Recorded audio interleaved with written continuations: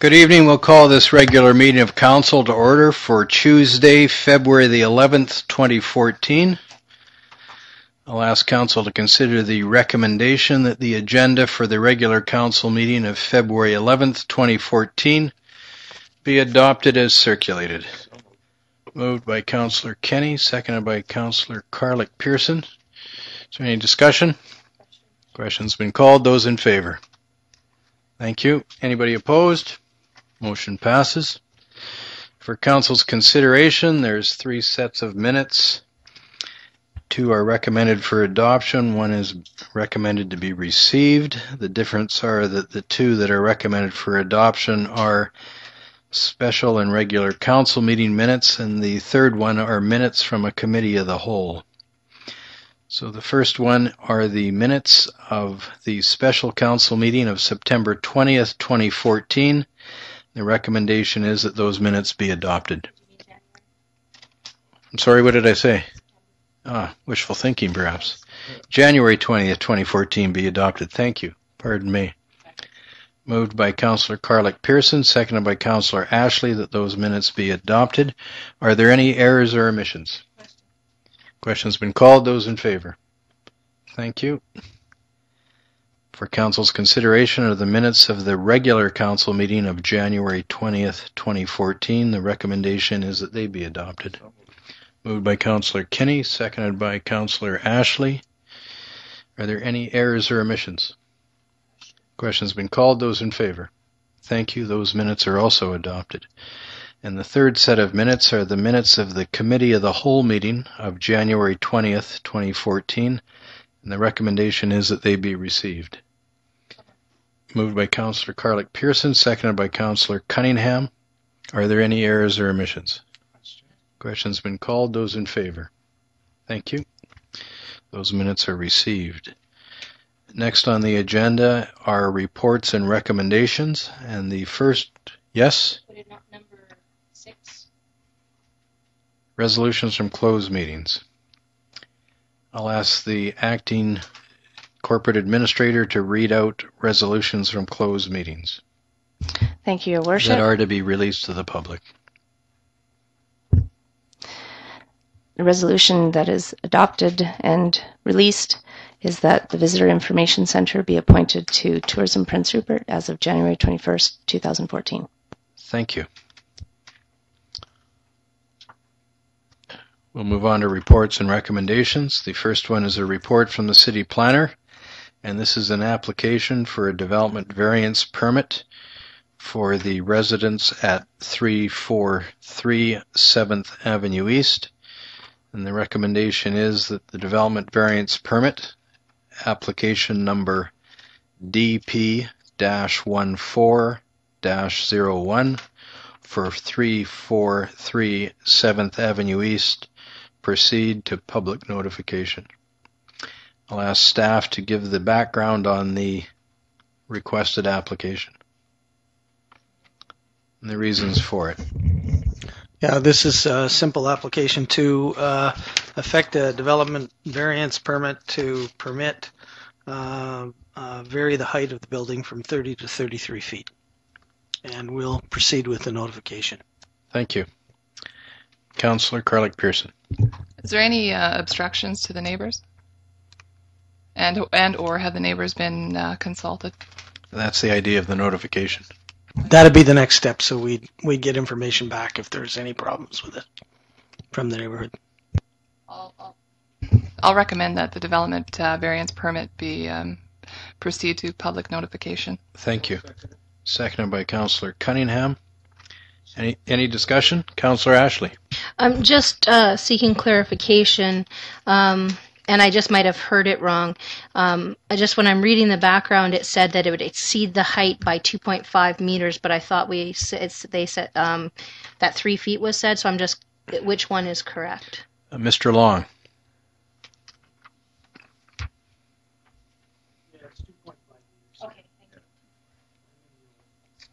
Okay, thank you. It's quite a big difference between the two. So. Perhaps we could get a clarification on how That's old. all good. On how old.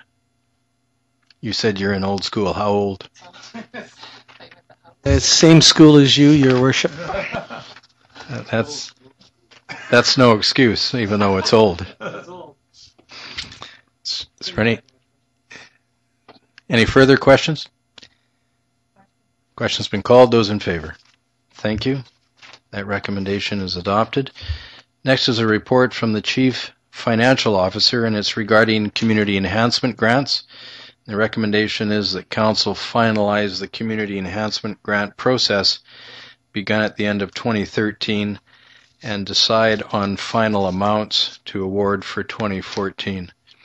I'd ask the Chief Financial Officer to outline the report for people that may be watching at home. Thank you, Your Worship.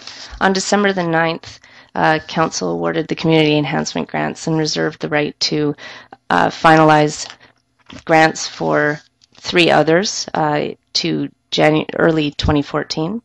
We're now in early 2014, and to provide some clarity for the other 3, we're bringing this report forward so we can deal with it. Basically, the following grants are to be decided by Council. Is Tourism Prince Rupert. They requested an operating grant for 2014 of $65,000. Tourism Prince Rupert also gets the regulatory hotel tax, so that is not something that needs to be decided by Council. Museum of Northern BC, they had applied for $70,000 for the Visitor Information Center for the 2014, and additionally Council granted the Prince Rupert Library the same amount that was received in 2013, however reserved the right to increase it in early 2014. Prince Rupert Library had requested $558,000. Currently granted is $522,000. So you're asking Council to make a decision now on Tourism Prince Rupert $65,000, Museum of Northern BC $70,000, and whether or not to increase the grant to the Prince Rupert Library from $522,000 to $522,000 to $558,000. No, the hotel tax is a regulatory transfer. We don't need to approve that. Councillor Ashley.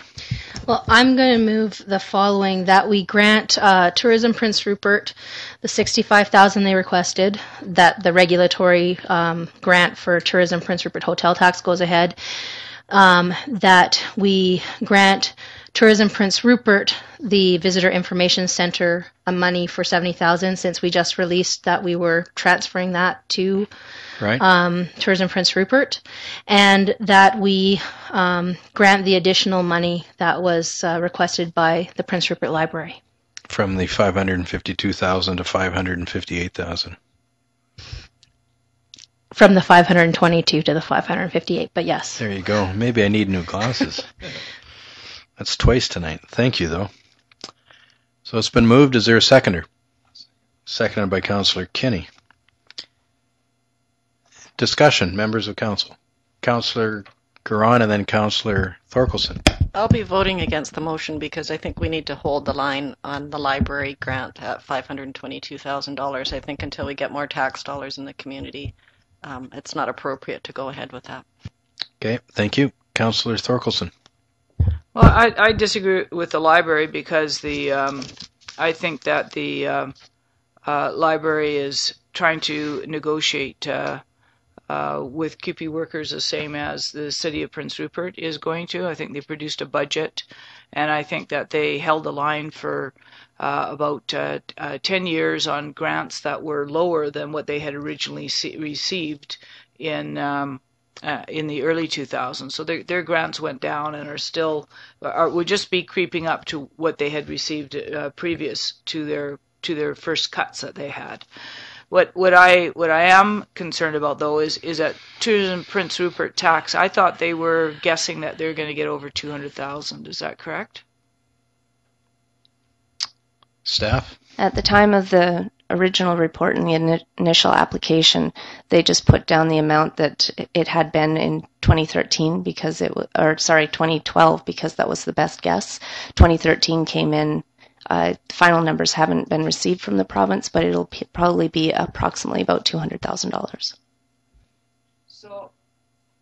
So my concern would be that is that if they're up by $40,000, they're receiving the full amount for the visitor center, and they've asked us for a $65,000 grant.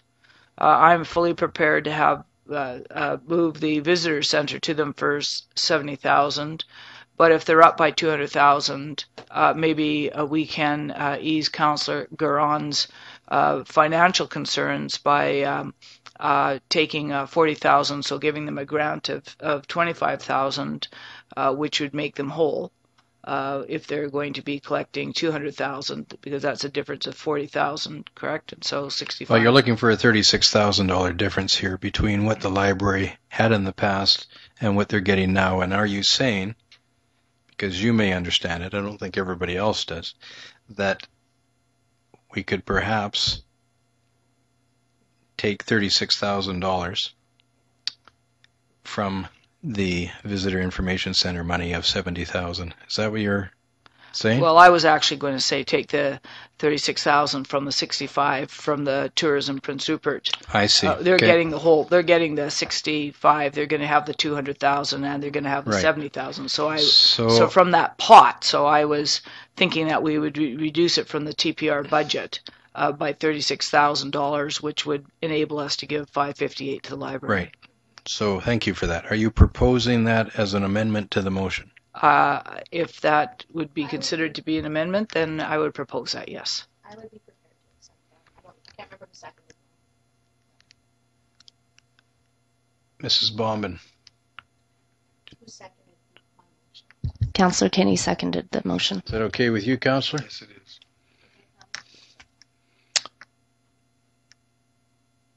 So we would read into the main motion, because it's okay with the mover and seconder rather than a formal amendment, but a change that rather than Tourism Prince Rupert get $65,000 of taxpayers' money, that would be reduced to accommodate the requested increase for the library.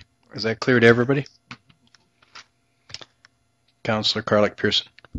I'm just wondering if the $70,000 grant was based on the Museum of Northern BC having that grant based on their budget, and what are the justifications for that $70,000? Because are those monies requested based on the Tourism Prince Rupert projections for that money?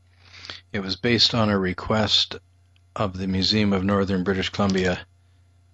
The amount requested was to provide the service. Whether or not the cost is identical to the Museum of Northern BC to provide that service versus Tourism Prince Rupert, staff would have to investigate to So find there out. could be a cost variance between the two different bodies holding that grant, obviously, right? Because there's obviously a bigger space in the museum and they had more employees, et cetera, et cetera. Right. So Let's get a comment from Councillor Garon, who sits on the Tourism Prince Rupert board. actually, Your Worship, I sit on the board. You do. Sorry. Yeah.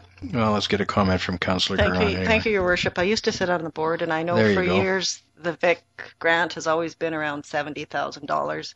It barely covers the wages to hire the individuals to run the VIC. So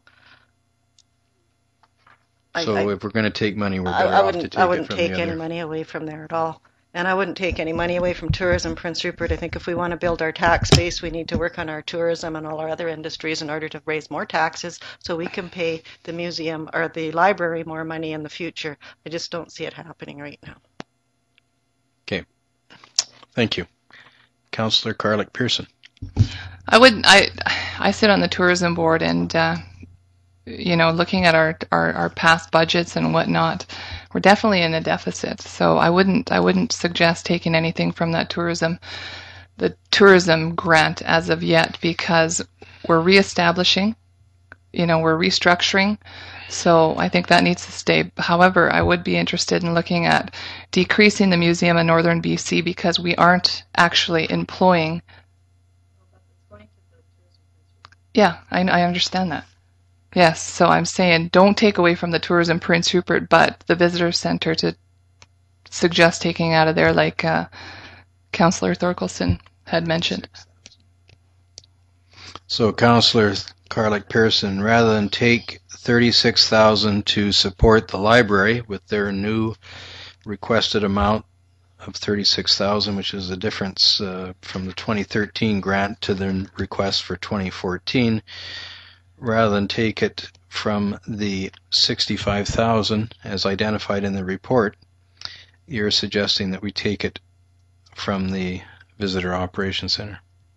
Is that correct? Maybe not the entire amount, but possibly looking at 20,000, at least coming close to that. So the VIC, okay, 50,000. Well, yeah. All right. So if that's your suggestion, I'd ask you to make a motion to amend the present motion. We'll see if you get a seconder where there's any support. Certainly. I just have a question for staff. The money that's given to the VIC, does that dictate how much Destination BC gives to the Visitor Information Center? I don't believe so, no. Okay, please go ahead.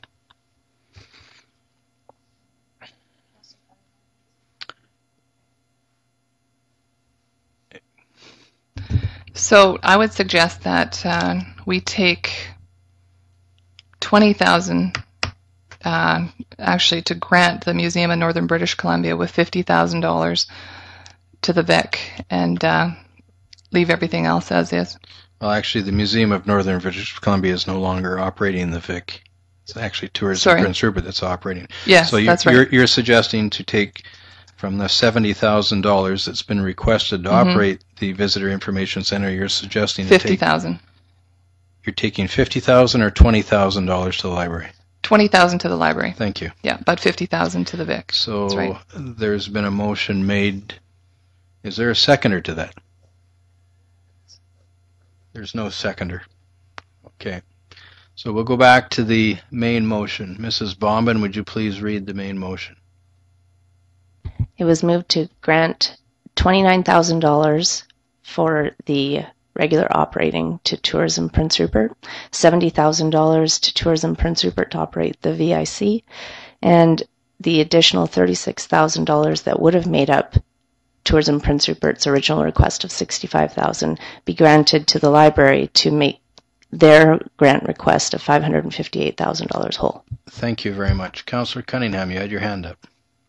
Yeah, I'm a little confused here. If the Museum of Northern BC is no longer operating the Visitors Information Center, why are we giving them any money if they're not going to be operating it? Mrs. Bombin. The museum will not be receiving any money to operate the Visitor Information Center. The $70,000 has been moved to go to Tourism Prince Rupert. It's not going to the museum. Yeah. This report was made before council decided where the Visitor Information Center would go. That may be the confusion. Councillor Ashley. Just speaking to the motion that we amended to take some of the money out of Tourism Prince Rupert, I hear what Councillor Carlick-Pearson is saying and also what Councillor Garon is saying about Tourism Prince Rupert needing money. But I also know that with the plans and the new structure of Tourism Prince Rupert, they have a lot of things that they're planning to do that I think are in concert with things for the Visitor Information Center. So I really do think they can use the money from both to achieve the goals that they've got. I think that it would be within the budget. A lot of the things they've talked about are things that would be underneath what I would consider the role of the Visitor Information Center that are also the same as the role of Tourism Prince Rupert. So when I see, even though money may be coming off of the grant, number one, they're going to get more hotel tax, which we know. And number two, I think that they can find ways to, I can't think of the right word, but basically to use the money that they're getting from both of those things to make the plan work. Right. Oh, sorry, one more. Yes. The other thing that I wanted to bring up is that because it is being taken over, there also needs to be some consideration in terms of the Visitor Information Center grant for moving materials to new locations and all of those kinds of setup costs that would be necessary. So one part is to support tourism the restructuring, and the other money is to support them in the operation because they're moving the Visitor Information Center. So in the operation of the Visitor Information Center by Tourism Prince Rupert. Thank you. Councillor Kinney. Thank you, Your Worship. I can comply with Councillor Garon with the tax, etc., with the library, but again, the library is so important to the taxpayers, the people, the children, everything, and we've cut back a lot, and I think they deserve it. It's the task of the council to decide the priorities, which are never easy. We spend a lot of time on the annual budget. Any further comments? Councillor Thorkelson, then Councillor Carlick-Pearson.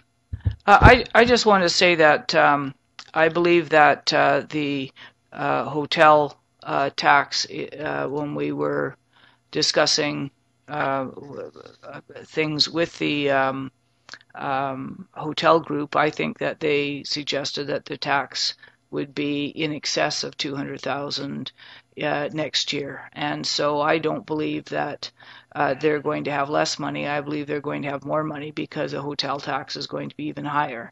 And 100% of the hotel tax we turn over to them. So if it's higher, they're going to have more money. And I think that is what is going to occur. I think that was their forecast, and I think that's what's going to occur. So they're going to end up with a higher budget. They will be made whole in the transference of the VIC, and they will have more money, even with a cut of their grant because of the increase in the money that they're receiving through the hotel tax. And so I think they're going to, I look forward to the future when in fact that we have zero. Or very small amount that we're investing into TPR because the hotel tax is looking after Tourism Prince Rupert. In fact, that's what it should be. They should be self-sustaining. And during the time period when the rooms weren't filled, I mean, I think we remember when the owner of the Anchor Inn came to talk to us about not being able to fill his hotel in the wintertime and about water. And I think that water and sewage costs, and I think this council bent over backwards to try to help the hoteliers out in that situation. And I think now is a time when they're doing well, that they can help out the city by living within the money that they're raising through their hotel tax for this association. Thank you. Councillor Carlick-Pearson. I agree with Councillor Kinney and what he said. We have to look at our community collectively. We can't be cutting, and it's a really tough decision, but I strongly recommend that we take the overages that they're requesting and take it out of not the northern BC, but the Visitor Info Center. And then that way we're actually trying to work with both groups. I think I believe that our tourism board could handle everything that's going to be coming in through the increase in hotel tax. We understand that that's the direction we're going. The tourism, $65,000, and then live with whatever's left over from the VIC. Okay, well, the motion's been made. The proposed amendment that you just spoke to again did not get a seconder. So we'll now move on with the main motion. Would you read the motion back, please, Mrs. Bombin? To grant Tourism Prince Rupert $29,000 for operating grant and $70,000 for the Visitor Information Center grant. The $36,000 extra that would have originally been gone to Tourism Prince Rupert in their ask would be transferred to the library. Okay. I'll call for the question. Question's been called. Those in favor? Those opposed? Please show for the record that Councillor Garon, Councillor Carlick-Pearson are opposed. Thank you.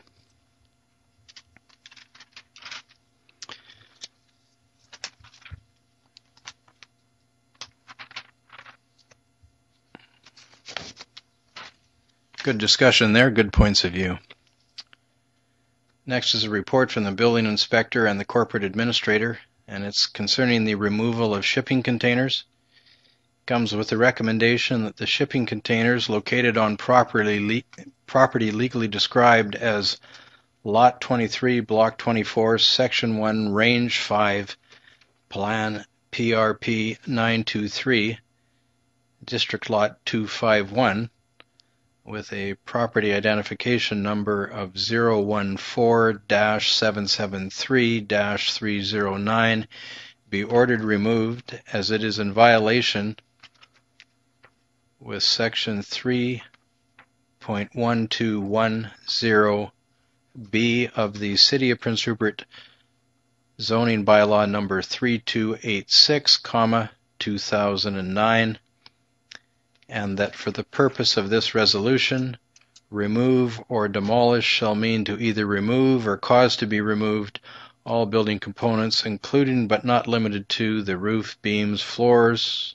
walls, electrical, plumbing, and mechanical systems to the foundation, and if there are any concrete or wood pilings or piers, that they be removed and the building site be filled to the prevailing grade. Councillor Garon, then Councillor Cunningham, then Councillor Kenny. I'm going to move that this be put on the agenda of the next council meeting. I talked with the owners of the property, and I really think they need to talk to city staff first to come to a conclusion on this. I don't know if they understood the process. I think they've got some misinformation, and I talked with Mr. Krekic earlier. I was hoping he was going to be here, but I know he's having back trouble, so I know he spoke to the owner's son today, and I think there was some dialogue going on, so I'd like this to be put on hold till the next agenda. So you'd like to table this matter? Yeah. Or actually, you would how do I do that? not table. You'd like to refer this matter to the next council meeting. So it's been moved by Councillor Garon, seconded by Councillor Kenny, that this item be referred to the second council meeting of this month. Councillor Cunningham? I think we should deal with it right now, and my recommendation is against this. You know, here we have a small... Your recommendation is against doing what? Accepting this recommendation. Okay. I feel that this is a bylaw that we should revisit and possibly amend. Shipping containers are all over town now. Everyone's using them. This bylaw is archaic. And you have a small business on 3rd Avenue that's struggling to survive. They're finding ways to store their stuff without great costs of rebuilding or anything, while other businesses on 3rd Avenue are closed or closing still. And, you know, we've got to be open. We always tell everyone in this town we're open for business. This is an example of trying to shut down a small business. You know, we've got to start working with small businesses in this town, and this is ridiculous. Okay. You know, I think... Okay, well, hold on. There's a motion on the floor, actually. Okay. I don't mind letting you have a say, but you've made your point. Who's next? Councillor Kenny?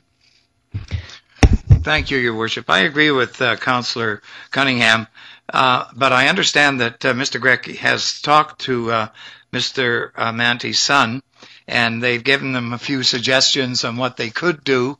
And my suggestion is that we give them a few months to get organized to decide which one they want to use, because they have been told there's a few things they could do. Right. Thank you. Councillor Ashley, then Councillor Carlick-Pearson. Or Councillor Carlick-Pearson first.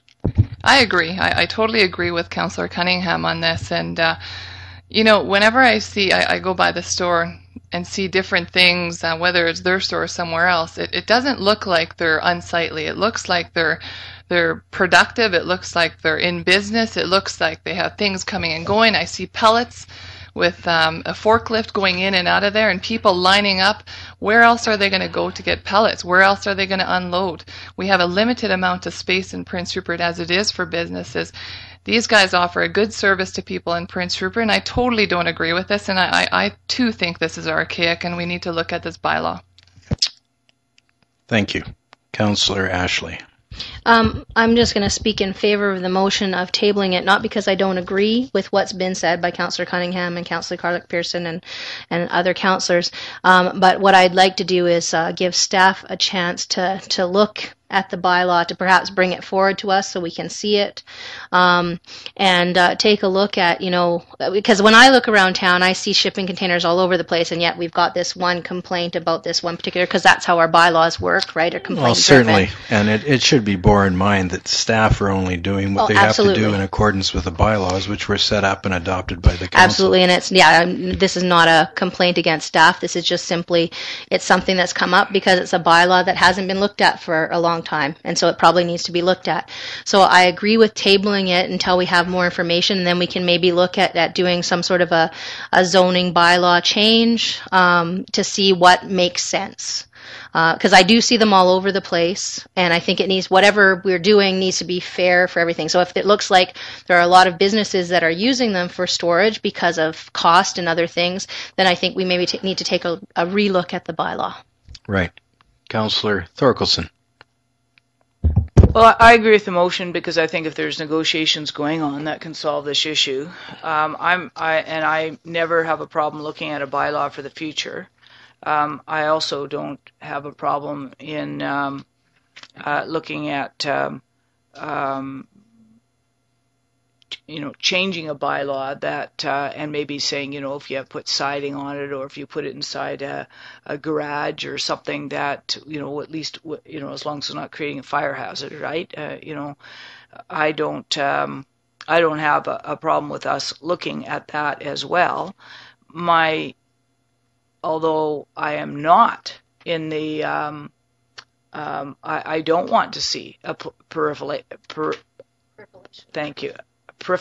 an increase in the number of containers all over town, because I think that, I've seen some in residential areas, and I would consider them to be unsightly, and people are, I don't want to see a proliferation of containers around town, but I also think that there are from time to time circumstances which render them useful.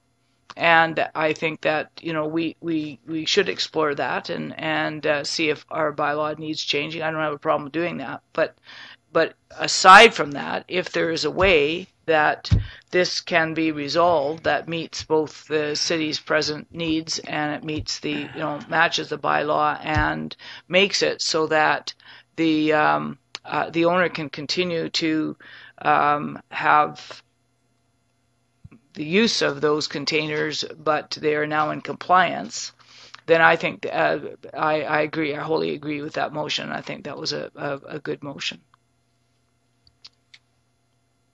Final comment. Why can't we extend this bylaw to include commercial property as well as M2 and M3? Well, yes. We'll get a recommendation from the staff, certainly. Some of these things have come about over time for various reasons. It's certainly good to have a look at them from time to time, but it would be inappropriate for us to try and change the world right at this moment without some more background. I'm just sort of addressing Joy's comment about she doesn't want to see them in residential areas. I don't either. Yeah. But anyway, okay. Well, certainly. We'll get a report on it. I'll call the question on the motion. Question's been called. Those in favor? Anyone opposed? Thank you. We'll move on to bylaws. For council's consideration is the Recreation Commission bylaw. It's number 3342, 2014. There's a recommendation that council adopt the Recreation Commission bylaw of the stated number and year. And I'll ask staff just to give an overview of the effect of the bylaw should it be adopted. Mr. Long.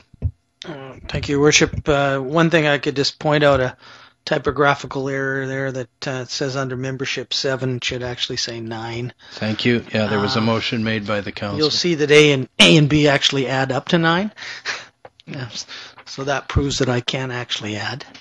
That's old school, is it? Yeah, that's old school. Yeah. I'd take my shoes off, but there you have it. Basically, this is a movement on the part of the city of Prince Rupert to bring more public input into the operations of recreation and our recreation facilities. And this is a fairly common tool used by municipalities to establish a kind of framework for the kind of public input and user input that is necessary to have an effective recreation services and effective facility. I think it's probably a good movement forward, and I think it will afford good input to council in terms of what goes on in our facilities, and give us sort of a feedback mechanism to improve our recreation services. Thank you. I'll ask council's consideration of the recommendation to adopt the bylaw. Councillor Ashley, then Councillor Kinney. I'm just going to move the adoption. Okay, thank you. I'll second it. It's been moved by Councillor Ashley, seconded by Councillor Kinney, that the council adopt this Recreation Commission bylaw. Any discussion? Question's been called. Those in favor? Thank you. Yes, please go ahead.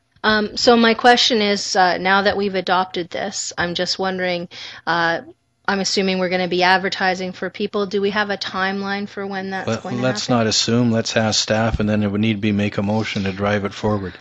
I have so much faith in staff. I just assumed that they were going to be doing that. That's very good of you. Yeah. Mr. Long. And we will be. We'll move post haste, but with some deference to what we've got, and sort of as a committee, and we've got to figure out how to transition from committee to commission, and so we'll work on that. And then I think if part and parcel of that process is some advertising, I think that would be helpful. So we'll, having heard council, we will get on that right away. Thank you. You could certainly encourage those that are interested to submit, though. Next, the non-motorized wheeled conveyance helmet bylaw, number 3343, 2014, comes with a recommendation that council introduce and give first, second, and third reading to the non-motorized wheeled conveyance helmet bylaw of the stated number and year. And where'd you come up with that title? Somebody stay up all night? God. I'd like to see you go down to court and say that to the judge. That's old school. Yeah, it certainly is. Non-motorized wheeled conveyance. Anyway, Mr. Long, would you please review for those watching at home and those sitting in the gallery that are trying to contain themselves the effect of the bylaw should it be introduced and given first, second, and third reading? I think the providence of this bylaw is really the concern that one of the members of the RCMP brought to council some time ago around trying to increase the safety of some of these wheeled conveyances that we find ourselves experiencing and morphing into different conveyances at all times, and making sure that particularly our younger citizens are actually wearing helmets to protect their noggins over time. And it is noted in the bylaw that under the enforcement that for the first offense it's a $35 fine. For the second offense it's a $70 fine. And for the third offense, your wheeled non-motorized conveyance gets confiscated. Mr. Councillor Cunningham. I like this, but what I would like to do is amendment to the penalty, 5.2. The first offense is $35. I would like to see that amended that the first offense be $35, but if they buy a helmet and bring in the receipt and the helmet, the penalty is waived, because we've got young kids here. If they got to pay a penalty of $35, then go out and buy a helmet. It's a double penalty. And then go with the rest of it, because I really think that if we're just I don't see the bicycle helmet bylaw being enforced in this town. I see more people, adults and kids, riding their This bikes. includes bicycles. Well, we've got one now, from what I understand. No, we don't. No, we don't. That's okay, why then we that's have. fine. That's why we're bringing this up. Take that back. This is but coming. I would like to see it amended so that Okay, you've stated your request. If you'd like to I'd like move to put that into resolution that the first. Okay, so if you.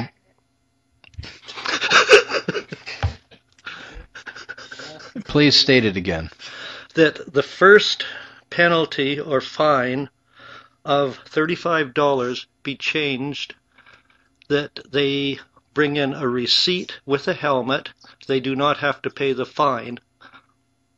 It goes towards buying the helmet. If they don't come in within a certain period of time, they pay the fine. I don't know. I'll let staff. Have you thought about, having been a kid once, yourself and I'd be pissed off if I had to pay a $35 fine and then go out and buy a $70 or $80 helmet Well, I'm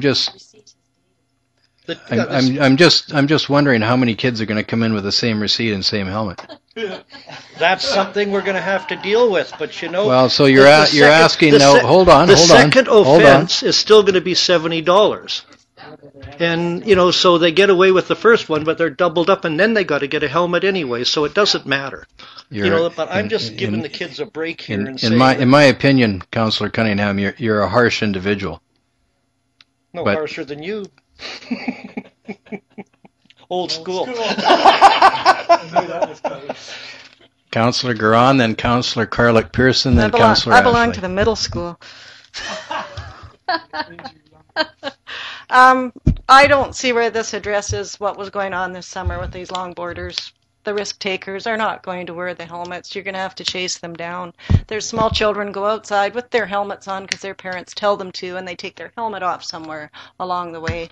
And people cannot afford to be paying $35, $70, and $95 fines because their children want to play outside. I think it behooves us to make sure that people are playing safe. You're always going to have the risk takers, and maybe those risk takers should be fined in a way that they have to pick up garbage or do some kind of manual work that fits the crime. I don't see where paying $35 is going to stop some little longboarder from going 80 miles an hour down McBride Street or 3rd Avenue or 2nd Avenue. Well, whether it stops... But this is all brought on by the risk takers. This is not brought on by the regular citizens. So if that's the case, and I don't agree with fining everybody because there's a large population in town that cannot afford that fine. And it also says you can't play outside. So I agree kids should wear helmets wholeheartedly, but you can't be there babysitting them 24 hours a day. And I like to see children play outside, but I think if you make them pick up garbage or do some kind of menial labor, then that kind of hits home. But fining doesn't hit home at all. Well, I can appreciate what you're saying, but first of all, the original intent here is to stop people from creating risks and creating havoc on the streets and creating some consternation for drivers of motorized vehicles when they're going down the street. If somebody's got to buy a helmet, it's all about safety first. Whether it's the child or whether it's the parent, it's about safety first, and that's what we're striving for here. Having some kid, because he doesn't have a helmet, or some child, pardon me, because he doesn't have a helmet, picking up garbage would be impossible for the staff here to administrate. And I can see what you're saying, but the objective here is safety first. Councillor Carlick Pearson, Councillor Ashley, then Councillor Thorkelson. Thank you, Worship. I think either way we look at it, we're going to be babysitting anyways, because if we have to enforce people wearing helmets or people picking up garbage, it's a babysitting job anyway. So I really appreciate what Councillor Cunningham said in the fact that first offense is waived, and I'm sure staff will be able to stamp it stating the date and take the name of the person who's buying a helmet. We don't want this to come off as a punishment towards our youth or whoever it is. We're doing this, we're enforcing this for the safety of our community. This isn't a punishment in any way. But we need to also look at other options for people who can't afford helmets, like in hockey. If you go to Sherman GM or a GM company, they'll give you a helmet if you're age 5 and over. There has to be some sort of incentive through ICBC or somewhere else that we could get helmets covered for people who can't afford it. And the kids that are roaring down the streets on those longboards, they will get the picture. If their parents have to start paying fines for them, so be it. I agree with Councillor Cunningham. Thank on you. this. Councillor Ashley. So yeah, I absolutely agree with what Councillor Cunningham said, and I totally disagree with Councillor Garon. Saying that you have to wear a helmet as a safety thing does not say that kids can't play outside. I don't want to see kids getting seriously hurt or injured or killed. And I think about this like seatbelts. 30, 40 years ago, they put the seatbelt law in. Nobody wanted to wear seatbelts. What are you talking about? Et cetera, et cetera. Now it's just a given. It's the way things are. And that's what safety should be about. If we're going to be fining kids, and we know that it's not kids, I shouldn't say kids, people, because it's bikes, so there's adults that are on bikes that are not wearing helmets. It's not just kids that are not wearing helmets, not being safe. So if we're going to be fining, then maybe what we should do is that money that is being collected in the fines can be put into a pot to do exactly what Councillor Carlick-Pearson is saying, and be used to try and provide helmets for those that can't afford it. And that would take care of that problem. I think that probably what we would need to further what Councillor Cunningham has said is probably a date. So if you get on your first offense, then you have to show up with the helmet within 7 days, right? With a receipt and the helmet. But we need to establish a baseline. We need to make sure that kids and adults and everybody just knows it's not safe to be on those things without helmets. I mean, I'm sure all of us would feel horrible if somebody gets hit, and it's going to be bad enough even if they're wearing a helmet, right? Somewhere along the lines, there needs to be a baseline established and saying that this is something that's simply a safety issue, and we're not willing, no matter what other people say, we're not willing to let you put yourself in harm's way. We're going to do everything we can to prevent it. Thank you. Councillor Thorkelson. Well, I agree with the amendment. I think it's an excellent amendment. I think that, and I also agree with what everybody is concerned, that there might be some children in this town or youth in this town that can't afford to get a helmet. And helmets also have an expiry date. And so I'm not sure how long they last anymore, but I know and kids' heads get bigger, right, as they grow, and so you have to go through a number of helmets. And so the police officer that was here had a bunch of really excellent ideas on trying to speak with the longboarders in town, and they had a meeting with the longboarders, and we talked at that meeting about having getting back into their bicycle safety class. It has a right. That was Constable Matt Erickson. Yes, and Constable Erickson, and we were talking about getting what was that bike safety class thing that they put on. A bike rodeo. Bike rodeo. Thank you, Your Worship. And it could be that. If Constable Erickson wants to work further on this file, that perhaps we could ask the Civic Center to work with the RCMP to put on some rodeos and write the port for a grant to buy helmets, and that anybody who shows up to a safety rodeo for a bike, with a bike, or a safety rodeo for longboards would receive a helmet. I'm sure that if we bought them en masse, that there could be a without any cost to the city. We bought them en masse, you could probably buy helmets a lot cheaper. But I support this amendment. And then I think that maybe we could make a motion to refer this to the new Recreation Commission when it gets its feet under itself, along with the RCMP, to see if they can come up with some kind of a creative solution to get helmets into the hands of of youth that can't afford it, so that we are all we have safe bikers on the street. The other thing I'd like to say is it's not going to stop the longboarders. They'll just longboard with a helmet, and I do want to say, living at the top of 6th, that I have been really impressed now with the number of youth going down George Hill's ways with spotters. Remember the RCMP were talking about using spotters, and I've actually been impressed at that. It still kills me to see them go down that street with the traffic, but at least they are spotting and not going down that street until the traffic is there's no traffic on that street. And I've told a number of those youth that I thought that was, maybe not the best place to play, but if they were, at least they were playing safely. So anyway, I support this. So thank you. Councillor Cunningham and then Councillor Kinney. On the sort of receipt thing, all staff has to do is have the original and stamp it received, and it takes care of it. It can't be used over and over again. Right. I had a wasted youth. I knew ways around things, but there's always ways to stop us. I heard you used to have red hair too. Before I went into politics. Well, we'll leave it at that. Councillor Kinney. Thank you, Your Worship.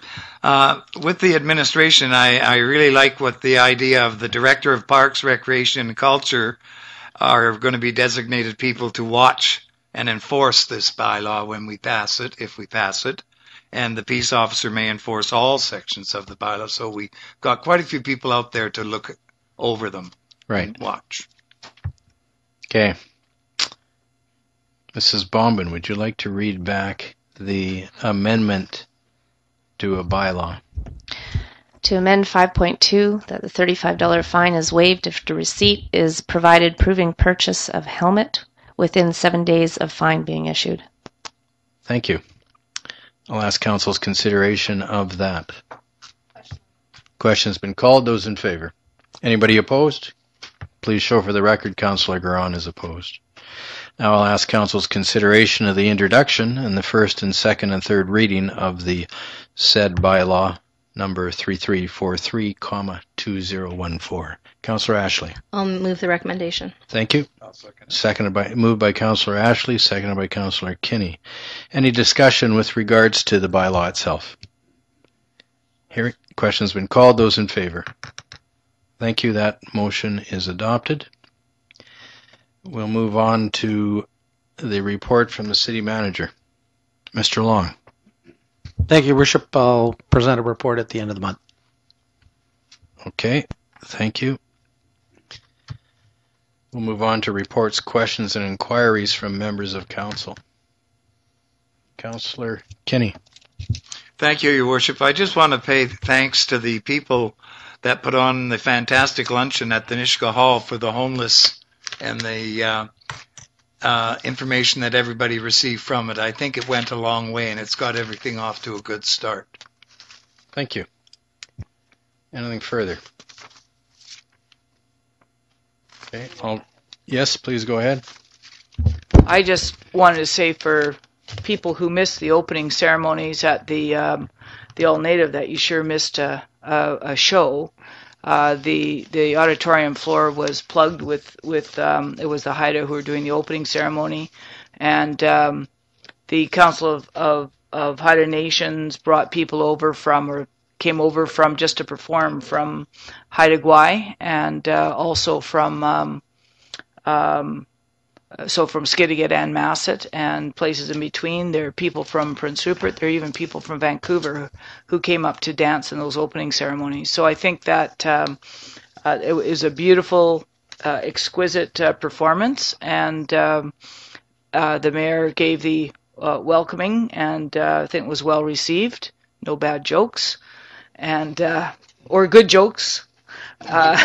What is it, Councillor? There were no bad jokes. Thank you. And the floor was just packed. Like that gym was just packed with both the dancers and the players. I bet you couldn't have dropped a dime and nobody would be able to pick that up. What was your estimate of the number of people in the gymnasium? Did you say 700? I would think that would be. Yeah. Well, just on the floor. I think there's on the floor, and then whatever was in the audience and the bleachers. Yeah, I think that was just absolutely outstanding performance by the Haida, and what participation. And I think that that tournament is something that we should all be very proud of, not just the organizers of the All-Native tournament, but that we should all be proud of as it's taking place in our city. And to that end, I have a motion, and that is that we write immediately to the CBC Broadcasting and ask them why their coverage of the morning broadcasting coverage of the All-Native basketball meet is so poor, considering the importance of it to all of the communities, surrounding communities on the North Coast and the CBC broadcasting area, and it is equally as important as what goes on in Prince George. And because I listened to the broadcast on CBC this morning, and it was 30 seconds for the for what was going on with the coverage of the All-Native basketball tourney, and they had 10 minutes on the new ice rinks in Prince George, and I just think that our area equals that. So my motion is that like right away, council fax off a letter, email a letter to Prince George CBC demanding better coverage of this great event that unites all of the peoples of coastal British Columbia in basketball, and is something that Prince Rupert is very proud of. Thank you. I'll second that. And in speaking to that motion, I can tell you that at least on 2 or 3 different occasions, we have sent letters to the CBC concerned about the kind of coverage we've been getting as of late. And the only success we've had is we've turned George T. Baker, the local reporter, into a weatherman. But it doesn't hurt to keep trying. Any other questions been called? Do you want to speak to it or no? No, not on the question. I got another. Okay. Questions been called. Those in favor? Opposed? It passes. Please point out in that communique that this is the largest single annual event, and it involves, as Councillor Thorkelson said, people from the extended area and certainly various portions of British Columbia. Certainly, we could go on at some length about it. It is a variety of things to the community. Councillor Cunningham. This is on the BC Ferry situation. I just received an email today, and I think the rest of council did too, from Oliver Ray, the Northern BC or North Central Local Government Association, and there's going to be a committee formed. A special committee has been formed to examine the significance of BC ferry cutbacks and fare increases. This group will oversee the work of a consultant who will evaluate the economic significance of the proposed BC ferry service and reductions in committee. The intent is to analyze economic sectors that are impacted by the ferries, and I'll leave it there, but I think I would like to put a motion forward that we participate in this with an economic evaluation. I believe if you read the whole thing in entirety, it'll say that they're going to do it through the elected representatives, which in our case sit on the North and Central Coast Ferry Advisory Committee. And so we will participate. I'm going to talk about this in the mayor's report. Okay. But I'd like you to consider, and I'd like the council to consider, that I took over that position on the Ferry Advisory Committee for the North and Central Coast, the Prince Rupert position. But in fact, to be more effective and to have double the voice, I'm going to suggest that Councillor Cunningham become the representative, I'll become the alternate, and at the same time that he's supporting us there, I can also have a separate voice as the mayor, because we we need to do some stuff before we lose this ferry service. This community is a hub for ferries. And we have such things as 79% of the people that come here to get on a train or to get on a train, they're either here to catch a ferry or they've gotten off a ferry, whether it's Southeast Alaska, whether it's Haida Gwaii, whether it's down to Vancouver Island. And, well, you'll get a chance to think about it. I'm not making a motion. It's just a suggestion at this point. So I'll give the mayor's report. I attended the Premier's British Columbia Natural Resources Forum held in Prince George, and some of the forum topics included forestry, skills training, mining, finance, electricity, economic development, Aboriginal, non-Aboriginal partnerships, ports, liquefied natural gas, renewable energy, and integrated resource management. The Premier was there and spoke about her initiatives that could result in British Columbia having the lowest unemployment rate in Canada. And Kelvin Aline also attended and spoke about opportunities and approaches to Aboriginal partnerships. I also had the opportunity to speak to Minister Oakes about the city's request to have our source of drinking water contained within the city-owned Lot 44, and that would be to include that potable water source into our municipal boundaries.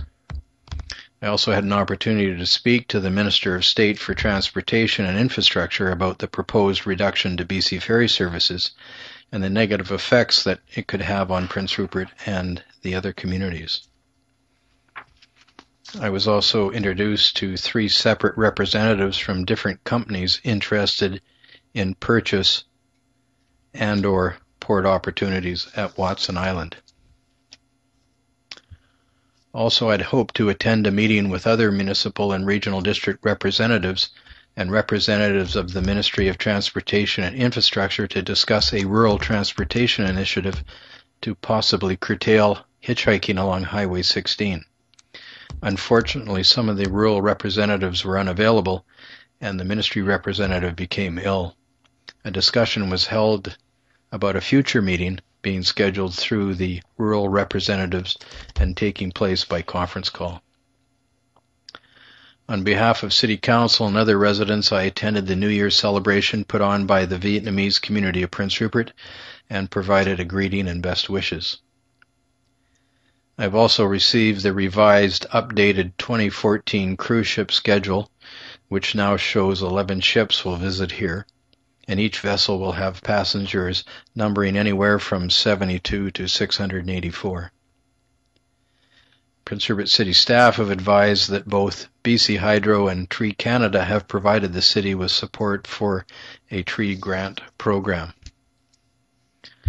I've spoken with representatives from the Prince Rupert Port Authority and from Pinnacle Renewable Energy about the noise disruptions affecting the adjacent residential neighborhoods.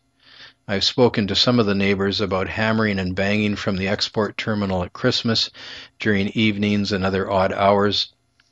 One of the other concerns is about a high-pitched whine noise which is disrupting. And both the Port Authority and Pinnacle Renewable companies are concerned. These noise problems are taken seriously, and they've assured me that they're under review. The noise sources are being identified and analyzed so that they can be fixed properly.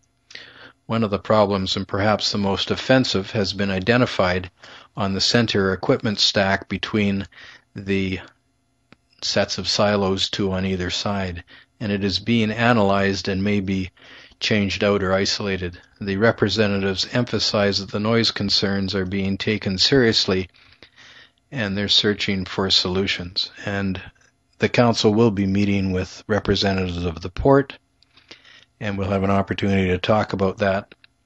One of the neighbors there at the housing level actually measured the sound, and it was between 60 and 70 decibels.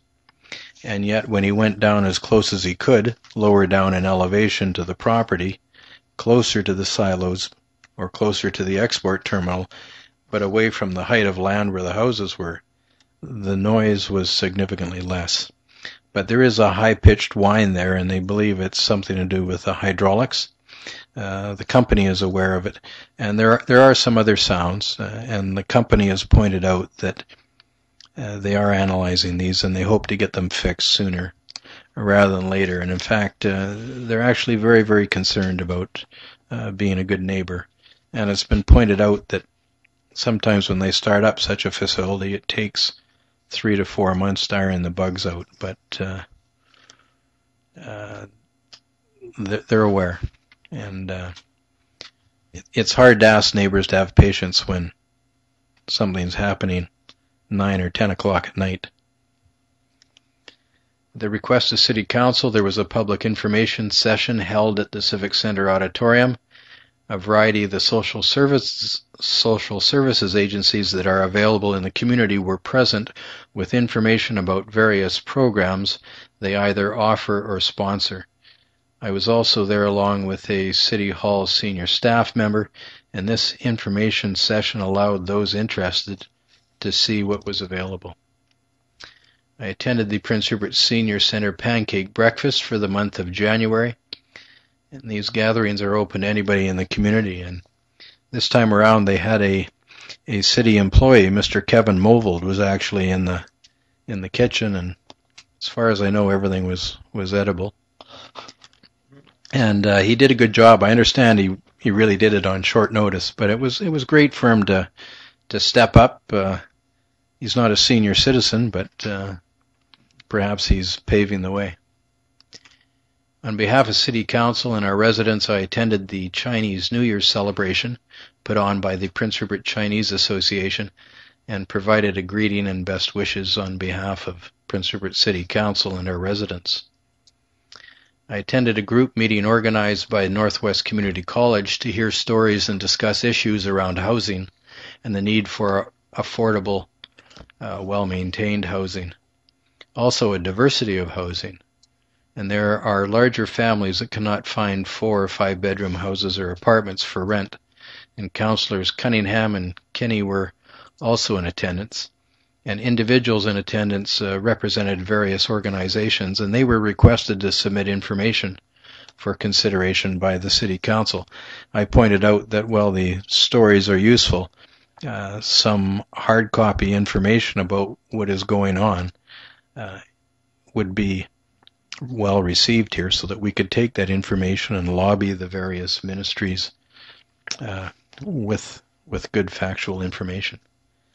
I provided a tour of City Hall, the council chambers, and gave an explanation of local government as well as answered questions from the grade 3 students of Annunciation School. I met with representatives of the British Columbia Maritime Employers Association who were in Prince Rupert visiting member entities and touring the port. I provided a second tour of the City Hall council chambers and gave an explanation of local government, as well as answered the questions of a group of students who are actually homeschooled by their respective families. I attended a lunch that was hosted by the Prince Rupert Aboriginal Community Services Society and provided a greeting on behalf of City Council.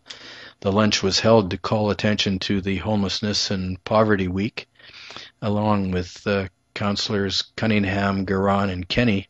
There were approximately 45 people of all ages in attendance.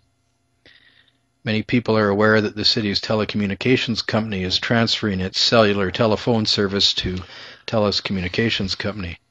To make this transfer and facilitation as manageable as possible, presently there is a TELUS kiosk at City West, and city cell phone subscribers are encouraged to transfer their account information, cellular telephone equipment, and the cellular telephone numbers and obtain a new telephone number at that kiosk. They're trying to make it as convenient as possible there for the public. I also participated in a meeting with representatives of the Japan External Trade Organization who were in the city and region on tour to familiarize themselves with the communities and the region. These visitors are representing the government of Japan and the trading company inquiries that they get from their own companies in the country of Japan. And I attended the opening ceremony of the All-Native Basketball Tournament, which is in its 55th year and provided a welcome on behalf of City Council and our residents, and Councillor Thorkelson was also in attendance. The last item I have is it's for people in the community that are looking for work, and it's the Employment Action Quest program, and it provides 4 to 6 weeks of group activities, including assessments, life skills, job search tools, and employability skills, short-term skills training, and industrial-related certificates, and job search training and support. And it also helps with assessments to determine work readiness, literacy, and essential skill levels. And it's for anybody who's 18 years of age or older, who's unemployed and available to work, and able to participate, legally entitled to work in Canada, living in British Columbia, and who's not a student. And the Quest program is offered by the Employment Action in Prince Rupert, and classes will start in February. And for further information or to sign up to attend a program info session, you're welcome to phone a 1-866 number or to go to the Friendship House. The 1-866 number is that 1-866-409-8044. So that's 1-866-409-8044. That concludes my report. Councillor Ashley. One of the things that you mentioned actually reminded me of something else I wanted to bring up. Yeah, is regarding please go ahead. the City West and the switch to TELUS. I've had a couple of people just talk to me, and I'm wondering whether we could ask staff just to pass this information on to City West staff so that maybe they could talk to TELUS and mitigate this. But apparently some people who have been going to TELUS and trying to switch their phones over, despite having 30 or 40 years of credit history with City West, have been asked to make deposits of $400 in order to switch over, which seems kind of ludicrous when they have an established credit history with City West. And when I heard, and I happened to hear that when I was in the Source looking for something, and that person that I was talking to, who had told me about a couple of other people, was at the Source looking for a phone from Bell or Virgin. So it's actually hurting TELUS as well. So I'm just wondering if we could pass that message on. Thank you. Certainly. Perhaps TELUS could accept the City West credit check, yeah? Councillor Garon, and then Councillor Cunningham. Thank you, Your Worship. I've got a couple of items. First one is I attended I see if I can get this right, Blue Ribbon Commission on Crime Reduction for the province of British Columbia on your behalf. Yes, thank you. I was there with Inspector Mon, and there was probably about 20 people from the different agencies in town. There was probation. I'm probably going to miss some people, some social service workers, Ministry of Families. I can never remember how. Child and Family Services. Yeah, Child and Family Services. Anyways, and the Crown Council was there also. The Commission was very impressed with the way Prince Rupert has been working with their restorative justice program, and it was sort of the best stop on their travels through the province. They were very, very commendating on how well the program seemed to be working here, and wanted to make a model of that for the rest of the province. So I just wanted to thank all those people in that realm on the hard work that they do and the extra hours that the staff from those agencies put in. And on another note, the social service meeting that went on at the Civic Center, I understand it was very poorly attended, and I'm just wondering if we could get a report from staff on what we could do better, or what. Certainly, I can give you an indication of that if you like. I just think that it was mentioned at this meeting, the Blue Ribbon meeting I was at, that people really appreciated the first meeting we had, because they found out there were other people doing things that they didn't know they were doing. So I just think that there's some way to build on that, and I don't think we built on it properly. I don't really know what happened, because I intended on being there, but I couldn't make it there. So. Well, it was. I'll give you a report on that. It was a first attempt, and really it was somewhere where somebody could come in and go to a table where there was representatives of the various ministries and see what kind of programs they had and could take the information away. Well, there wasn't that many members of the public in attendance. It was valuable to the various ministries so that they could identify each other and talk amongst themselves. And in fact, one or two of the agencies were able to solve some problems for clients they had simply because the other people were in the room and they had an opportunity to discuss it. So it was more of a trade show focus, or more of a trades show atmosphere where people could pick up information. But what was lacking was if somebody came in the door and needed help, there wasn't a private area where they could sit down and talk to someone.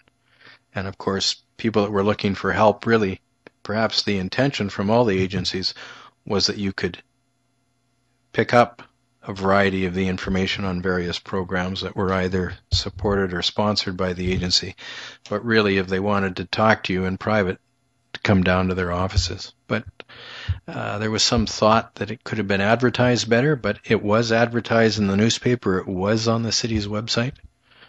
And but those that showed up, and there was a lot of the agencies there. They really made an effort. Councillor Garon. I just think we need to make somehow more of an effort to really pull all those agencies together. I think there's just too many people duplicating things, and there's just too many silos. And I think everybody realizes that, and a message needs to be brought to the provincial government that the way we're doing things is not working. Or the way they're doing things. Yeah. So they have to start looking at better ways of pulling all the resources together, because there's a lot of money that's thrown around out there. Little bits of money here, little bits of money there.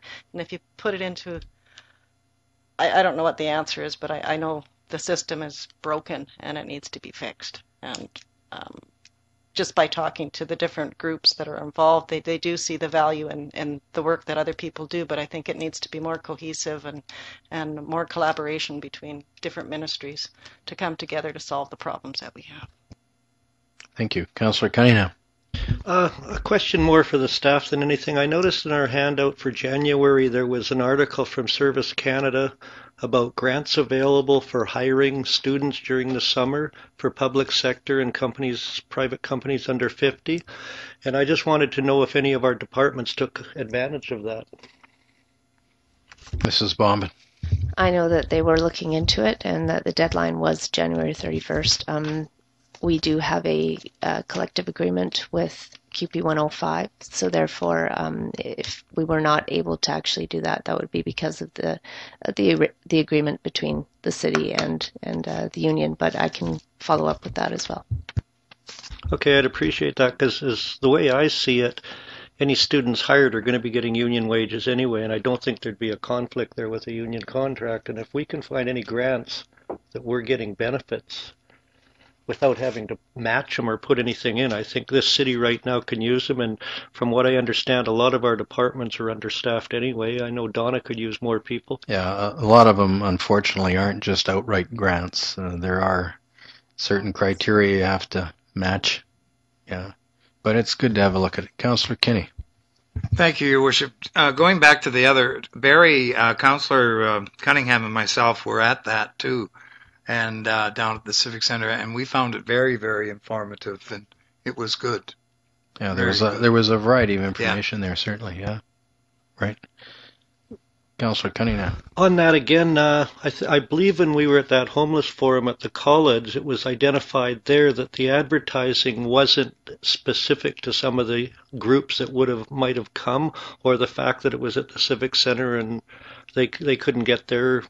They were talking about advertising in the Friendship House, places like that and the Salvation Army and that, places where these people that need the services go, and possibly not aware of it. I believe you brought that up at one point too. Yes. I just want to commend the Civic Center staff. In the last couple of weeks here, I've been down there probably, I'd say about 14 times in 2 weeks. So it smells good down there. There's staff working all over the place. During the tournament right now, you see maintenance staff walking around cleaning up. The bathrooms are maintained. It's a really good thing to see. And I believe that they are purchasing, in the midst of purchasing new equipment for the gym. And that equipment that has been in there, I swear I was playing with some of those basketballs when I was, about 15 years ago. So they're going to have a lot of new equipment in there. As our financial officer looks at me, okay. But there's really positive changes happening there, and I really encourage our community to get down there and start participating if you're not already participating. The city budget for this year does outline a variety of upgrades for the facility. Excellent. Yeah. Councillor Kinney. Sorry, one more thing to do with to follow up with Judy. They're doing a great job down there because they've also offered for the seniors from the senior center, or any seniors, they are also going to be putting programs on that we do at the BC Games for seniors. So we're quite excited about it. There's some programs for our age group. How old do you have to be? My age. Old school. So, Councillor Cunningham, did you go to the BC Games? Seniors Games? Around 40 years ago, but it was the Open Games.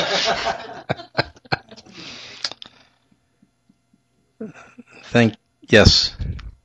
This is just on what Councillor Garon was just talking about, and I agree. And I think when we first started talking about doing the social service meeting, it was on Lothar Scheisse's remarks that we want to try to get social services together to talk about first of all, within the social services group, which I think has been accomplished, but secondly, to talk to people who require those social services so that they can, so that we can, that the social service providers can hear what advice they had from the people that are receiving the provision of the social service. And so, I still think that would be another step to take to see, what the homelessness services and the food bank services and the mental health services and all of those services for everybody to speak together in a safe environment. So the users of the services plus the providers of the services get together to speak to each other in a safe environment where the providers don't feel like they're being attacked, but that the people that are using those services are feeling like they're able to speak plainly and clearly without worry of retribution by the agencies. And if we can provide some kind of a safe environment where that could happen, I think that it would be useless for this providers, because I do believe the providers want to provide, like Councillor Garon was saying, that the system's broke, and I believe the local providers want to make it better. And if we can provide a forum that maybe just within our community that there's a way to make things better and easier for people in our community, I think that would be a long way for a plus and for people who need those services. Councillor Garon. Just on that note, I know at the commission hearing I was at, someone said, social services works from 8 till 5. Well, things don't start happening till 4:30 in the afternoon. When you need those services, you can't get them. So that's something that some of these agencies are looking at. I think mental health and addictions, they're also looking at how do we help. We don't really help people between 8 and 3 and during the daytime. It's after 4:30 when things start happening. So, here you're providing a service, but you're not providing it because it's not needed when you're providing it. So I know they're looking at that. So that was sort of a positive.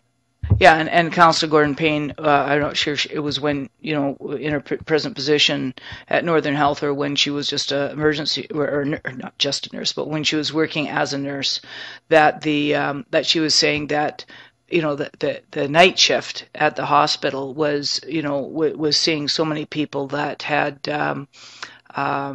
that had emotional or had mental health issues, and that's really where people were going, because there was nowhere else to go. The cops would drop them. That's right. It's the police would drop them off, or that's where they would be referred. And I think that's why I think if everybody got together and had this discussion with the people that were being impacted about what would be the best thing then if we can draw that together somehow, all we have to do is facilitate it, not be the people that are doing anything more than facilitation. Well, perhaps it's something the council could certainly support it, but perhaps the MLA should be doing this. I mean, she is our elected representative that can talk directly to the deputy minister of those ministries as well as the minister in the House or outside of the Legislative House in Victoria and say, here's the problems in our community. And so perhaps she could facilitate it, we could support it, but she would be the one to take the information directly, because a lot of these ministries are provincial entities, or they're funded by a provincial ministry, and you might get a stronger message. Yes. Possibly we should invite her to a sit-down meeting with us then? Well, it would probably be better to have a sit-down meeting with those of us that could make it, as well as some of the representatives from around town, because if you go to the agencies that operate on a 24/7 basis, whether it's the hospital, whether it's the Royal Canadian Mounted Police, in some cases the Salvation Army, they could talk to what they're seeing in the off hours, and that would certainly identify where the need is. And then she could take that and talk to the people who have the responsibility for running those ministries to see what can be done in terms of better service for our community. Just a suggestion. I mean, it's up to the council, certainly. Councillor Garon. I think with that in mind, I think that we should, I'm not sure what it would look like, but somehow draft some kind of resolution for UBCM this year. I don't know what it's going to look like, but I think we need to gather some information and just let the government know that things need to change. I don't know in what direction, but we need to talk to. Well, it would help before we do a resolution to have as accurate an information as possible. Yeah. So we've had a good discussion about this. Everybody appears to be desirous of doing something. We should make a motion to staff so that staff can implement the request, some form of information gathering so that a resolution can be made up. Mr. Councillor Cunningham. A resolution to invite the Salvation Army spokesman? No, this would be a resolution that would go to the North Central Local Government Association and or the Union of BC Municipalities, pointing out the desire for increased services predicated on various circumstances here in the community. What I'm getting at is if we invited the various services here to have a meeting with us, so when we go to the other bodies or organizations, we then have the local information we need to give to them rather than... That's an interesting point, because I've been thinking about this. Whether or not the ministries are going to speak to us about more services that they need as employees in a ministry, or whether or not you go to the people that are desirous of the service and find out where the gaps in service are. If you could attract the people in need, you might get a more accurate portrayal than talking to somebody in a ministry who says, I actually want you to go to my boss and get more. Do you see what I'm saying? Whether you talk to an employee of the ministry or whether you talk to somebody who's requiring the service. But you make a good point. See, this also leads into what the wall we're going to be running into pretty soon with the LNG camps and everything else and all these other services. It's just going to snowball, and by finding out what we need now, we might have an insight in what we might need later. Well, you must remember that staff are doing some work with regards to possible LNG export terminals and the camps that would come and what's needed there. So staff are doing that, and they'll report back to the council in May about that. But this is people on the street, residents in the community right now that require service. It may be intensified somewhat by more construction and other activity in the community, but there's two sides to it. Councillor Garon. It was interesting again at that Blue Ribbon Commission I was at on crime reduction that the commissioner said, someone said there's going to be a boom here. What's going on? So I informed them of what was happening, and he did say, well, you're going to have a lot of poverty. That's what's going to happen. People aren't going to be able to afford to live in their homes. Like, there's going to be a lot of issues. So, you know, we could say we are looking at the numbers and working on these things. And so it was just interesting that this guy's traveling the province and has no idea of what's really going on in this neck of the woods. So, Well, I wouldn't be so quick to accept an offhand comment that we're going to have lots of poverty. well, I mean, it comes with what's Well, we don't even know how many of these things are, you know, there's proposals. We haven't seen anybody break ground yet. Yeah. Councillor Ashley. I'm going to make a motion that we ask staff to direct a request to the groups that have been doing the just like the ones that were at the Civic Center. Right. And we So the asked them to social help services us agencies. to Right. help us facilitate a meeting such as Joy was talking with people in the community so we can identify some concerns. Thank you. It's been moved and seconded. Further discussion? Question's been called. Those in favor? I'll ask the council to consider a motion to terminate this meeting. Moved by Councillor Carlick Pearson, seconded by Councillor Ashley. No. Any further discussion? Question's been called. Those in favor? Thank you. This meeting stands adjourned. Thank you very much, and thank you in the gallery for attending tonight. Appreciate it.